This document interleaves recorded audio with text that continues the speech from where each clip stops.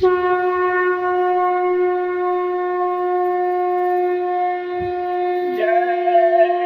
गुरुदेव, जय गुरुदेव। बच्चों चरित्रवान बन जाओ, देश सेवा कर नाम कमाओ, हाथ जोड़ कर विनय हमारी, हो जाओ सब शाकाहारी।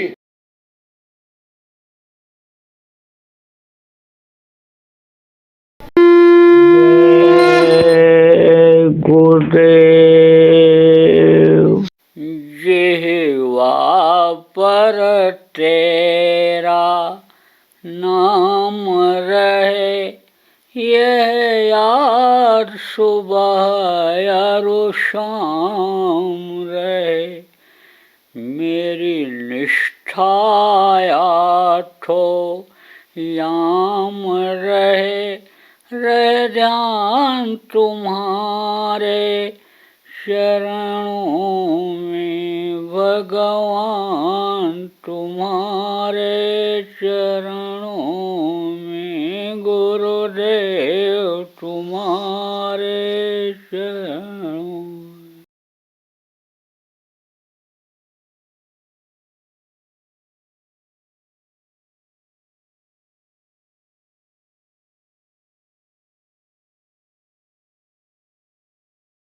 तो एक बुढ़ा बैठा रहता था, तो लड़के जाते थे, बातचीत करता, जब मौज में रहता। बुढ़ापा बड़ी कठिन होती है, हाथ पैर आँख कान सब ढीला हो जाता है।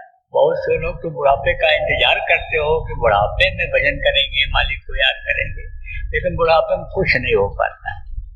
अब ना वो बता रहा हूँ, मैंने बचपना भी देखा, जवानी भी देखी, बुढ़ापा भी झेल रहा हूँ, तो अनुभव बड़ी चीज होती है। अनुभव में बता रहा हूँ आपको, बुढ़ापे में कुछ नहीं होता है। तो आप समझो, कभी कभी मेहनत करने पर हिम्मत हार जाता, लेकिन गुरु की दया है, करूँगा, आदेश का पालन करना है, यही सोच रखा है। जब तक शरीर चलता रहेगा आदेश के पालन में लगा रहूंगा।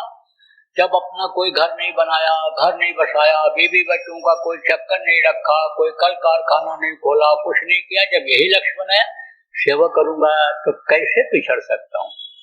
मन को बुढ़ा नहीं होने देता हूँ, मन को जवान ही रखता हूँ, लेकिन शरीर तो बुढ़ा हो गया, 73 साल की उम्र हो गई।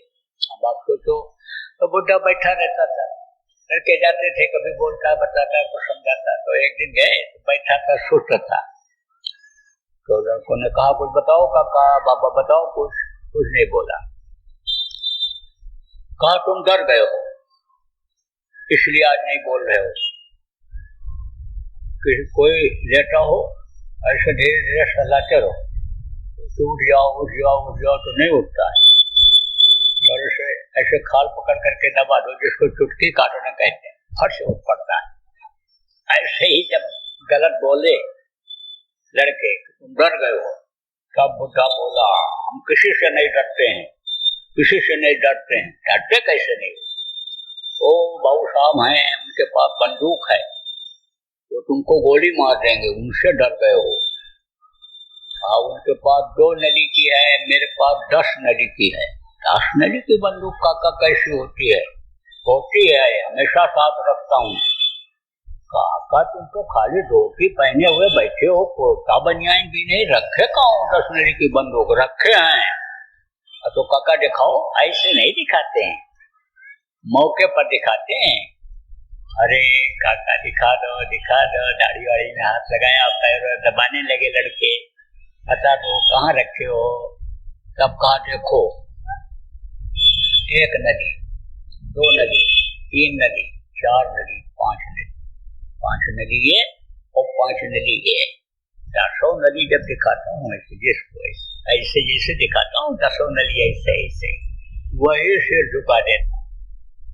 कहते हैं लगता से प्रभुता मिले, प्रभुता से प्रभु। कोई कितना अकड़ के चलता हो और उसका पैर पकड़ लो, छोड़ो न जल्दी, तो झुक करके उठाता है, उसका भी झुकना पड़ता है। लेकिन अब आजकल तू डाल तो मैं पात, एक घर में कोई कुछ बोला, दूसरा 2 बोलता, 4 बोलता है, और फिर जबान की लड़ाई होने लगती है, फिर घोषम घोषा चलने लगता है, मल्लयुद्ध जिसको कहते हैं वो होता है, फिर कोर्ट कचहरी की लड़ाई शुरू हो जाती है, तलाक के मुकदमे, दहेज के मुकदमे सब चालू हो जाते। तो भाई ये गृहस्थ आश्रम स्वर्ग जैसा कैसे बनेगा?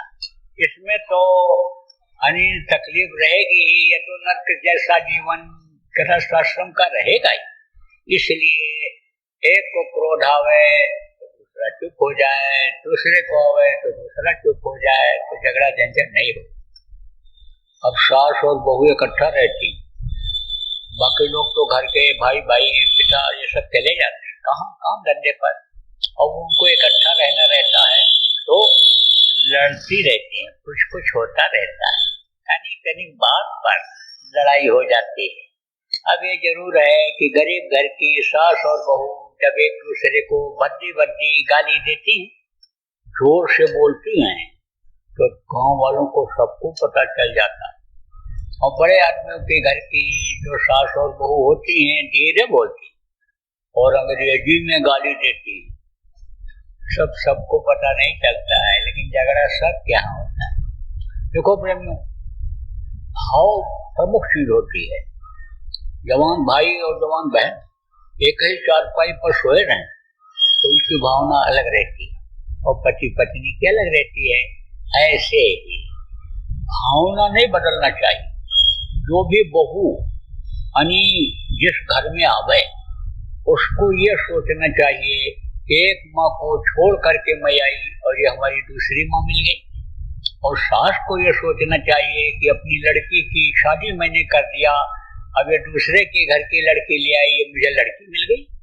तो लड़की और माँ का जो प्रेम होता है, संबंध होता है, वो रहेगा, सास और बहू का नहीं रहेगा। लेकिन अगर बहू ने ये सोच लिया कि पहुंचते ही मैं घर की मालकिन बन जाऊं, अलमारी की चाबी, तिजोरी की चाबी मेरे ही पास आ जाए, तो मतभेद पैदा हो जाए। वही अगर उसके अनुसार, सास के अनुसार अगर चलने लग जाए कुछ दिन तक, जैसा खाती है वैसा ही बना के खिला दे, आप समझो पका हुआ चावल ही खिला दे, सिकी हुई रोटी ही ठीक से खिला दे, जैसा जो चाहते हैं परिवार के लोग, बुजुर्ग लोग, उसी तरह खिला दे, तब वो सास जब ये खाना बनाने लगेगी, छुन्न मुन्न करेगी, तब सास डंडा लेकर के देखने नहीं आएगी कि क्या बना रही है बहू, क्या खा रही है। फिर तो जो इच्छा हो सो बनाओ खाओ। किसी किसी घर में छोटे बच्चे होते हैं, कई वहां बहुएं होती हैं, जहां अपना अपना होता है, वहीं पर तनिक तनिक बात में मतभेद पैदा हो जाता है। आप ये समझो कि वहीं पर समझो अपना और पराया हो जाता है। लेकिन जब पराया को अपना मान लें, दूसरे बच्चे को पहले खिलाएं, अपने बच्चे का ध्यान बाद में रखें, दूसरे को खिला के तब खाएं, तो आप ये समझो कि फिर मतभेद नहीं पैदा होगा। फिर आप ये समझो कि सास भी ये नहीं सोचेगी कि बहू की नीयत खराब है तो हम इसको घर से निकाल करके ही दम लेंगे, और बहू भी सास के प्रति जो व्यवहार है बहू के लिए समझो वो भी ये नहीं सोचेगी कि अब बुढ़िया को हम कब्र पर पहुंचा करके ही दम देंगे।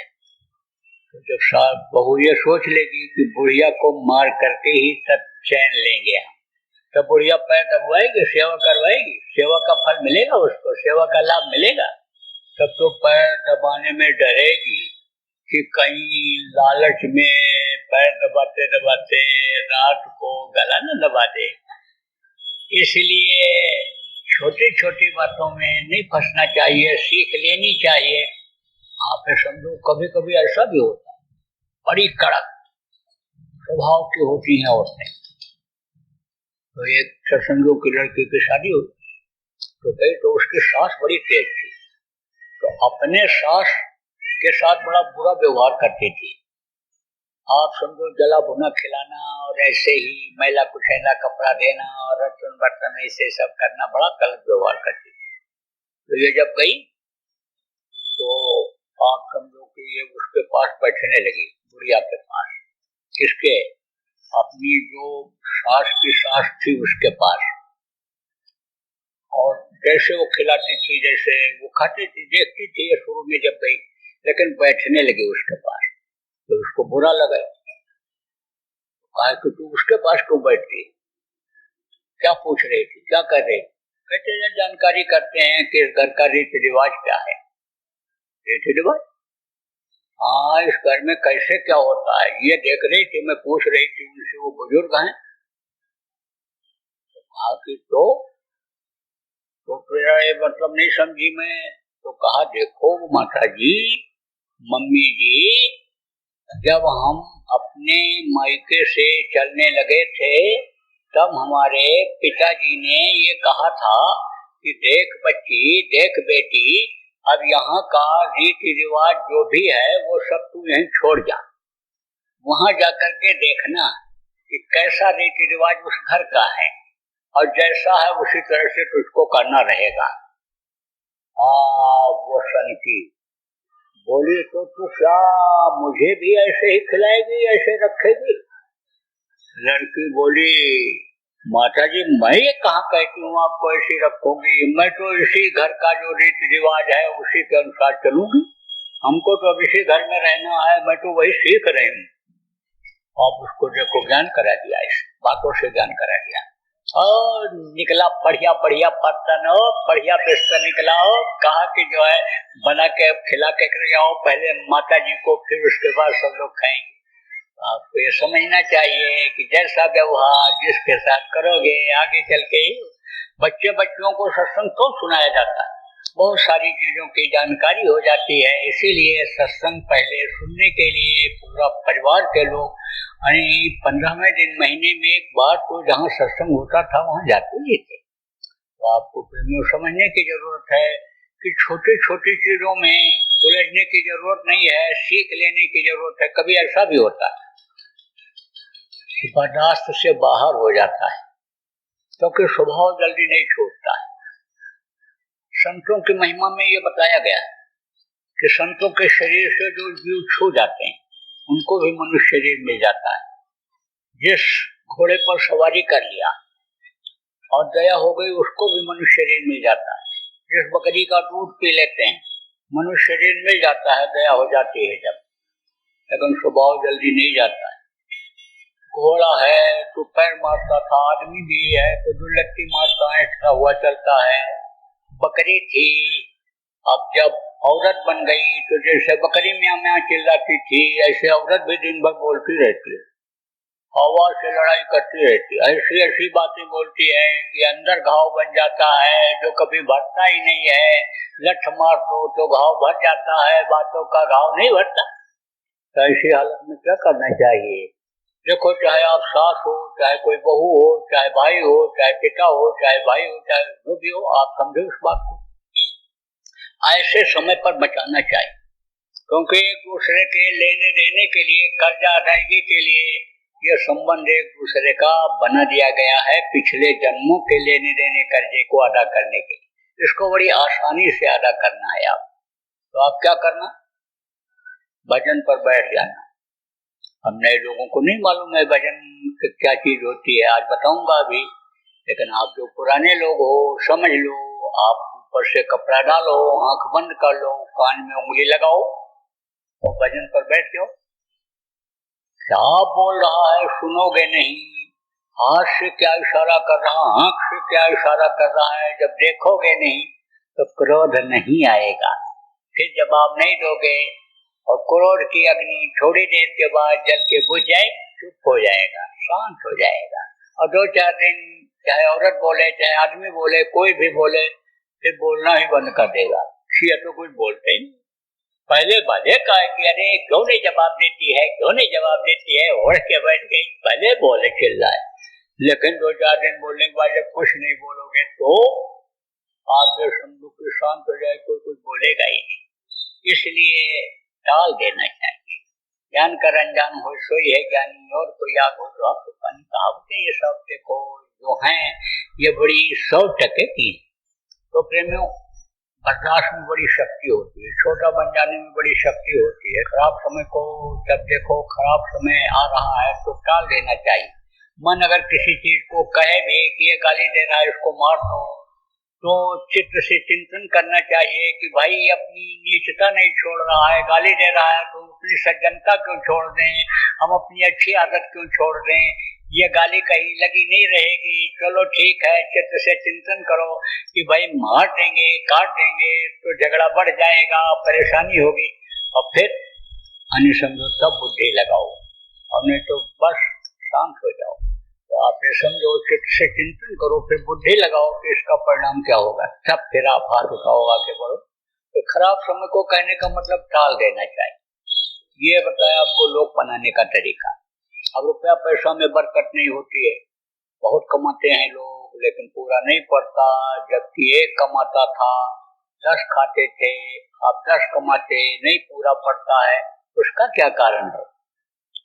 जिसको आप रुपया पैसा कहते हो, लक्ष्मी कहते हो, उनको जब इज्जत के साथ लाते, उनकी बेइज्जती नहीं करते, तब तो वो रुक जाती, हमें तो खिसक जाती। चोरी करके लाता, चोर के पास नहीं रुकती है लक्ष्मी। जुआ में दांव में लगा करके जीत करके रुपया पैसा लाता है जुआरी, दूसरे दिन फिर हार जाता है, नहीं रुकती हैं। तो आप समझो कि इज्जत के साथ जब लाओगे, मेहनत और ईमानदारी की कमाई करके लाओगे, तब ये रुक जाएंगे, फिर ये नहीं फिरते। अच्छे काम में अपने समझ से जब लगाओगे तो ये बढ़ती चली जाएंगी कि यहाँ पर आने में हमको सम्मान मिलेगा, इज्जत मिलेगा, अच्छी जगह हमारा इस्तेमाल होगा। लेकिन शराब के भट्टी पर फेंक के आओगे, दुकान पर बदबू वाली जगह फेंक के आओगे, मांस और खून जहाँ पड़ा हुआ है मांस की दुकान पर फेंक के आओगे, मछलियाँ जहाँ बदबू करती सड़ती हैं वहाँ फेंक कर दुकान पर आओ, तो रुपया पैसा रुकेगा? नहीं रुकेगा। बरकत इसीलिए खत्म हो रही है, इसलिए इन चीजों का ध्यान रखना है आप। तो लोग बनाने का मोटा मोटा तरीका आपको बता दिया, पर लोग बनाने का तरीका बताऊंगा इसी मनुष्य मंदिर में। समझो भगवान के दर्शन का तरीका आपको बताऊंगा।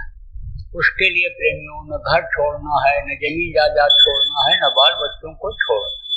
गृहस्थ आश्रम में रहो, है तो आपके पास अच्छा खाओ, है तो आपके पास अच्छा पहनो, है तो अच्छे मकान में रहो, है तो गाड़ी घोड़ा पर चलो, लेकिन मार करके छीन करके किसी के नहीं। आपको न जाति छोड़ना, न धर्म छोड़ना है, न साधु बनना है, न बाल कटवाना है, न कंठी बांधना है, न कोई छाप लगवाना है, कुछ नहीं। जैसे के हो ऐसे ही रहो। जिस समाज में रहते हो, जिस जाति में रहते हो, वहीं पर रहो, उन्हीं के साथ खाओ शाकाहारी भोजन, उन्हीं के साथ ग्रहण करो। लड़का लड़की का ब्याह जहाँ करते हो, शादी करते हो, वहीं पर करो, पूरी छूट है। आप ये जरूर कहता हूँ कि लड़का लड़की जब बड़े हो जाएं, पढ़ लिख लें, शादी ब्याह के लायक हो जाएं, तो देख करके समझ करके आप कर दो, क्योंकि ये बच्चों को न खोजना पड़े, बच्चियों को अपनी शादी न खोजना पड़े, क्योंकि इनका निर्णय गलत हो जाता है। ये रूप रंग पर चले जाते हैं, धन दौलत पर चले जाते हैं, पढ़ाई लिखाई पर चले जाते हैं, और उतावलेपन में, जल्दबाजी में गलत कदम ये उठ जाता है, निर्णय गलत हो जाता है। और 2 महीना भी नहीं बीतता, शादी को दहेज के मुकदमे चालू हो जाते हैं, तलाक के मुकदमे चालू हो जाते हैं। तो दहेज के मुकदमे में जेल क्यों जाना पड़े? इसलिए समय से काम कर दो, समय से ध्यान दे दो। छोटे बच्चों का भी ध्यान समय से दे दो कि स्कूल से निकला, गया तो आया कि नहीं आया, कहाँ गया, क्या पढ़ा, क्या पढ़ाया। आप देख लो, थोड़ी देर संभाल लो बच्चों को, ये आपकी जिम्मेदारी बनती है, दायित्व बनता है। ये जरूर कहता हूँ। प्रेमियों, हमारे यहाँ तो कोई जाति पाति है, हरि का भजन सो हर का हुई, और जात पात पूछे नहीं कोई। जो भजन करता है कराता है, वो कुछ नहीं पूछता है। हमारे यहाँ कोई किसी से नहीं पूछता, हम भी नहीं पूछते हैं। गुरु महाराज के पास भी लोग जाते थे, वो भी नहीं पूछते थे। क्यों? क्योंकि उसने कोई जात पात नहीं बनाया, कृष्ण भगवान ने फरमाया। कोई हिंदू मुसलमान सिख ईसाई ब्राह्मण क्षत्रिय वैश्य नहीं बनाया। क्या बनाया? इंसान बनाया। सबकी हड्डी एक जैसी, खून सबका एक जैसा, मांस सबका एक जैसा, आँख कान मुंह टट्टी पेशाब का रास्ता सबके एक जैसे। अब ये जरूर है कि सूरज की गर्मी जहाँ ज्यादा लगती है वहाँ लोग काले हो जाते हैं, जहाँ कम होती है गर्मी, ठंडी ज्यादा होती है, वहाँ के लोग गोरे होते हैं। लेकिन आप ये समझो कि हाँ सब एक ही जैसे इंसान नहीं है, कपड़ा बदल जाता है, बोली बदल जाती है, भाषा बदल जाता है, जो जहाँ जैसा रहता है, लेकिन इंसान नहीं बदलता, आदमी नहीं बदलता। जीवात्मा सबके अंदर एक जैसी है। यही जीवात्मा जो आपके अंदर, वही जीवात्मा आप समझो दूसरे जाति के लोगों में भी है, दूसरे धर्म के लोगों में, दूसरे प्रांत के लोगों में भी यही जीवात्मा। तो जो जीवात्माओं को देखता है, प्रभु का अंश उनको मानता है, प्रभु को जानता समझता है, सबसे प्यार करता है, प्रेम करता है। सिया राम मैं सब जग जान करूं प्रणाम जो जो पानी गोस्वामी महाराज ने कहा ना। तो भाई हमारे यहाँ कोई भेदभाव, लेकिन हम ये नहीं कहते हैं कि आपकी जो समाज की मर्यादा बनी हुई है उसको भी आप तोड़ो, जहाँ जैसे रहते हो वैसे ही रहो, किसी को जात धर्म नहीं बदलना, आप वैसे ही रहो जहाँ रहते हो। अब आप कहोगे भाई ये जो दक्षिणा देने की मर्यादा है इसके बारे में हम क्या करेंगे, क्योंकि ये दक्षिणा देने वाली तो कोई बात कर नहीं रहे हैं, जबकि नामदान लिया जाता है, दीक्षा मंत्र दिया जाता है, तो उस समय पर दक्षिणा दिया जाता। और बहुत से लोग तो पहले ही लोटा धोती, लंगोटी, अनाज, बिस्तर ये सब मंगवा के रखवा लेते हैं, सब कान फूकते हैं, मंत्र देते हैं, रामायण नमः शिवाय नमः, ये मंत्र सब बताते हैं तरह तरह का, लेकिन ये तो कुछ दक्षिणा की बात ही नहीं कर रहे। तो वो मर्यादा नहीं खत्म करना चाहता हूँ, दे दो दक्षिणा, आज मौका है आपके लिए। लेकिन देना क्या है दक्षिणा में, आप अपनी बुराइयों को यहीं छोड़ जाओ, बुरे कर्म मत कर। जान में अनजान में जो इस शरीर से आपने बुरा कर्म किया उसके लिए अब आप उस मालिक से माफी मांग लो और बुरा न करने का संकल्प बना लो। अभी तक जो आपने मांस खाया, मछली खाया, इस मानो मंदिर को, प्रभु के बनाए हुए मंदिर को आपने गंदा किया, अब गंदा मत करना। अब आप समझो कि प्रेमियों, अभी तक जो आपने शराब पिया और शराब पी करके नशे में गलत काम किया, अब मत कर। दूसरे औरत के साथ बुरा कर्म मत कर, दूसरे पुरुष के साथ बच्चियों बुरा काम मत करना है। बाकी आपको सब छूट है, मांस, मछली, अंडा, शराब का सेवन मत करना और ये बुरा कर्म मत करना, बाकी छूट है। आप कैसे भी रहो, कहीं भी रहो, ईमानदारी मेहनत का करो, धोखाबाजी में मत करो, लालच में मत पड़ो, ये जरूर बताता हूँ।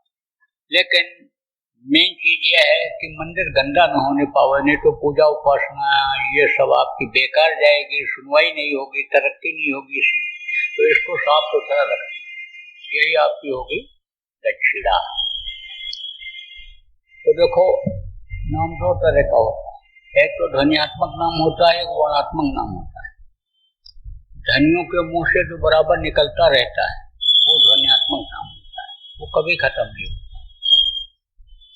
वो निर्मायक नाम होता है। माया के देश में वो नाम, वो जो पैदा नहीं होते, माया के देश में नहीं आते, उनके मुंह से जो नाम निकलता है वो निर्मायक नाम होता है। और जो माँ के पेट में बनकर पलकर बाहर निकलते हैं वो नाम जो रखते हैं लोगों के फायदा के लिए, रक्षा के लिए, वो मायक नाम होता है। जैसे भगवान राम आए थे तो राम नाम को उन्होंने जगाया, राम राम लिखा हुआ था विभीषण की कुटिया पर, लंका दहन में बच गई कुटिया, जला नहीं कर उनका। आप देखो कृष्ण आए, कृष्ण कृष्ण जिसने जहाँ पर पुकारा, कृष्ण खड़े हुए मिले, द्रौपदी को 12 ग्रास, ऐसे ही और लोग भी आए, तमाम नारायण नाम को जगाया और तमाम नाम है। संत जब आए, कबीर साहब ने सतनाम जगाया, वाहे गुरु नानक जी ने जगाया, राधा स्वामी शिवदयाल जी महाराज ने जगाया, और गुरु महाराज ने हमारे जय गुरुदेव नाम जगाया। अब जगाया कैसे जाता है ये भी बता दूं। आपको नहीं पता है कि आप कहाँ से जुड़े हुए हो, उस मालिक से, परमात्मा से बहुत पतले तार के द्वारा जुड़े हुए हो। वही तार कट जाता है, धड़ाम से शरीर गिर जाता है, फिर इसी को लोग मिट्टी कहने लगते हैं। अभी किसी को कह दो ये मिट्टी है तो थप्पड़ मारते हैं, लेकिन फिर चाहे जिसका शरीर हो कहते ले जाओ जल्दी करो, मिट्टी खराब हो जाएगी, जलाओ जलाओ। तो तार से जुड़े हुए हो। ऐसे ही जब महापुरुष नाम को जगाते हैं तो तार से जोड़ देते हैं, और उस नाम से जब उसको पुकारते हैं तब वो तुरंत मदद करता है, और वो बाकी नाम सब पुराने होते चले जाते हैं, उससे लाभ तुरंत नहीं होता। जैसे मैंने बताया कि वक्त की जरूरत, वक्त के गुरु, वक्त के डॉक्टर की जरूरत पड़ती है। आप ये समझो कि उसी तरह से यानी वक्त के नाम से ही, जगाए हुए नाम से ही लोगों का फायदा होता है, बचत होती है। ये गुरु नाम की आजमाइश तो बहुत से लोगों ने किया, अब आप भी चाहो करके देख लो। और आप ही नहीं, कोई भी शाकाहारी नशा मुक्त व्यक्ति मुसीबत के समय जय गुरुदेव नाम बोल करके फायदा उठा सकता है। देखो प्रेमियों, आप जितने भी लोग यहाँ पर आए हो सुन रहे, और आपके यहाँ तकलीफ रहती है किसी भी तरह की घर में, तो आप लोग जय गुरुदेव नाम की ध्वनि बोलना शुरू कर दो। 1 घंटा सुबह शाम जय गुरुदेव नाम की ध्वनि पूरा परिवार इकट्ठा होकर के बोलो। और जो नामदानी हो आप सब लोग सुमिरन ध्यान धन लगातार दोनों टाइम करो। घर में मांस मछली आना नहीं चाहिए, पकना नहीं चाहिए, पाप लगता है। मांस लाने वाले को, काटने वाले को, बनाने वाले को, खाने वाले को, परोसने वाले को, सबको बराबर पाप लगता है। तो पाप घर में नहीं होना चाहिए, आपको निकाल दो उस घर से, ये चीजें गंदी चीजें ना हो। और जय गुरुदेव नाम की ध्वनि बोलना शुरू करो। देखो फायदा दिखता है कि नहीं दिखता है। अपने आप आप जय गुरुदेव नाम का प्रचार करो, हम लोगों को बताने की जरूरत ही नहीं रह जाएगी। आप करके देख लो, सुबह उठो जय गुरुदेव नाम की ध्वनि बोलो, शाम को सोने से पहले जय गुरुदेव नाम की ध्वनि बोल करके आप देख लो। देखो बच्चियों, कहते हैं ना नियत से बरकत होती है। आप देखो पहले के समय में माताएं क्या करती थी, चुटकी निकालती थी। चावल बनाना हो तो 1 चुटकी चावल निकाल दें, दाल बनाना हो दाल निकाल दें, आटा बनाना हो तो आटा निकाल दें, और इकट्ठा हो जाता था तो गरीब बुजुर्गों को खिला देती न करके। आप देखो भंडारा जहाँ होता था वहाँ खिला देती थी लोगों को, तो उससे क्या होता था, बरकत बढ़ती थी। भाव से भावना ऐसी रहती थी कि बरकत मिले। 5 आदमियों का भोजन बनाया और छठा आ गया तो वो भी खा गया, और सब लोगों की तृप्ति हो गई। और अब तृप्ति नहीं होती है, मन प्रसन्न नहीं होता है, भावना जब खराब हो जाती है। देखो अच्छे भाव से जब बच्चियों बनाती हो, खुश हो जाते हैं लोग खाकर। और जहाँ मन में आया कि रात को इतना देर से ये मेहमान आ गया, इसको कैसे बनाऊं खिलाऊं, दोबारा मेहनत करनी पड़ेगी, ये मेहमान नहीं, ये तो टेंशन आ गया, कितना बढ़िया खिला दोगी, लेकिन वो संतुष्ट नहीं हो। तो आप बच्चों भोजन बनाने के बाद क्या करो, जय गुरुदेव नाम की ध्वनि बोल करके, और जो भी भोजन बनाओ, खाना बनाओ, उसको प्रसाद बना लिया करो और फिर खाओ। तो आप देखोगी, आप सब लोग देखोगे कि उसका अच्छा असर पड़ेगा, सबके ऊपर, पूरे परिवार पर अच्छा असर पड़ेगा। तो ध्वनि बोलना कैसे, आपको बोलवा के एक बार बता देता हूँ, मैं बोलता हूँ, आप दोहराना। जय गुरुदेव जय गुरुदेव जय गुरुदेव जय जय गुरुदेव।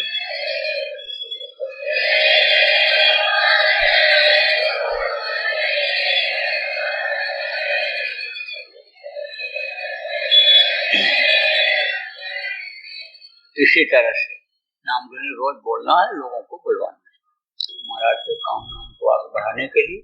तो आप सब लोग लग जाओ, अपने अपने स्तर से आप सब लोग लग जाओ। देखो एक काम जो गुरु महाराज छोड़ करके गए, इस धरती पर ही सतयुग आ जाए, तो सतयुग अगर आ जाए तो ये जो दुनिया की समस्याएं हैं ये सब सुलझ जाएंगी आदमी के सब। अब सतयुग तो आएगा, समय पर आएगा, उसको कोई रोक नहीं सकता है, लेकिन कलयुग जब जाएगा तभी तो। अब ये समझो कि जब युग बदलता है तो मरते बहुत हैं, त्रेता गया तब बहुत मरे, द्वापर गया तब बहुत मरे, और कलयुग आएगा तो छोड़ेगा, हरगराई करता हुआ ले जाएगा, बहुत मरेंगे।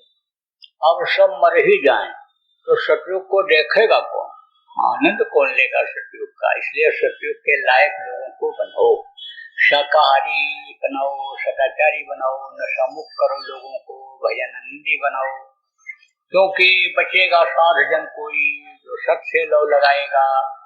प्रभु से प्रेम करने वाला, भजन करने वाला ही बचेगा, और नहीं तो बज रहा काल का डंका, कोई बच नहीं न पाएगा। काल का डंका बजने वाला, शिव जी का तांडव शुरू होने ही वाला, कब तक वो इंतजार करेंगे।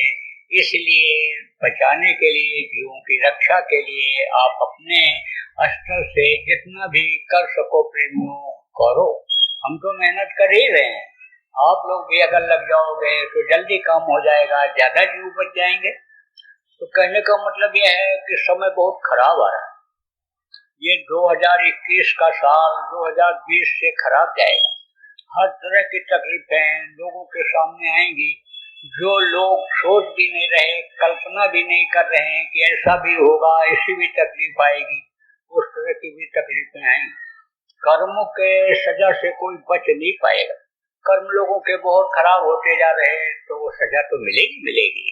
अब आप जितने लोगों को बचा सको बचा लो, आप बच सको बच जाओ, परिवार वालों को बचा लो, रिश्तेदारों को, मिलने जुलने वाले लोगों को, जिनको बचा सको उनको बचा लो, और बाकी तो जो उसकी मर्जी होगी, मौज होगी, वो तो करेगा ही करेगा। तो इस बात को प्रेमियों गांठ बांध लो, समझ लो। बोलो जय गुरुदेव, जय गुरुदेव, जय गुरुदेव, जय गुरुदेव, जय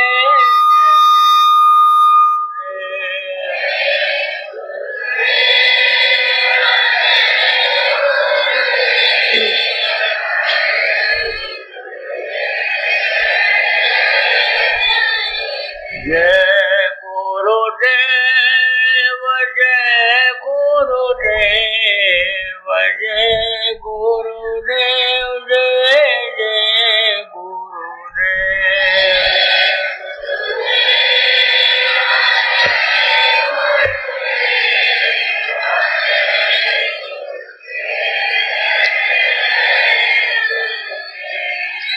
जय गुरुदेव।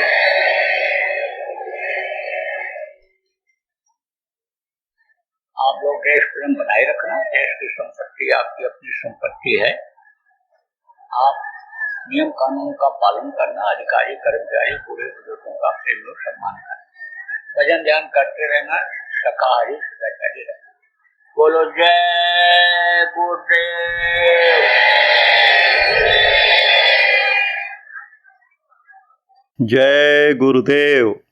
बाबा उमाकांत जी महाराज अपने ही प्रेमियों के सहयोग से संस्था द्वारा जनहित का कार्य करते हैं। किसी भी व्यक्ति, संस्था व सरकार से कोई भी चंदा, चुटकी व अनुदान नहीं लेते और किसी भी तरह का व्यापार भी नहीं करते। इसलिए आप श्रोताओं को बताया जा रहा है कि बाबा जी के नाम पर किसी भी प्रकार का धन मांगने वाले व व्यापार में प्रचार करने वाले लोगों से होशियार रहिएगा। आपसे यही कहना है कि सत्संग सुनो, समझो और अच्छा लगे तो मानो। आने वाली बीमारी तकलीफ़ों से बचने के लिए कुदरत व सरकारी नियम का पालन करो। आपके सुझाव के लिए व्हाट्सएप नंबर 9575600700। जय गुरुदेव, जय गुरुदेव। जय गुरुदेव।